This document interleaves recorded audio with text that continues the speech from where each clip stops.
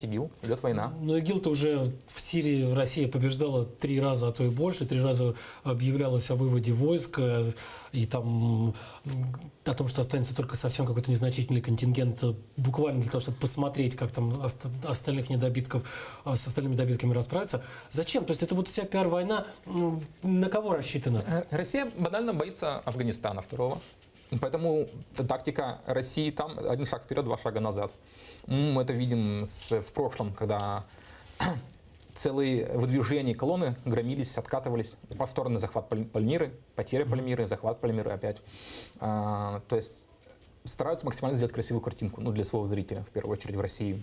Мы же знаем, что телеканал «Звезда» и так далее максимально работают на эту картинку, создают ее, в СМИ все на это работают.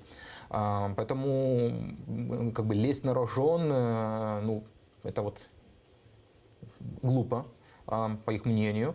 И ведь даже то, что Россия не смогла там погрузиться во второй Афганистан, это даже в СМИ российском подавали как успех. То есть успех не сколько ИГИЛ победили, а сколько мы в Афганистан второй не завязли, не залезли. То есть тут можно задать вопрос, а зачем тогда вообще туда идти? Если ты уже гордишься тем, что это не второй Афганистан.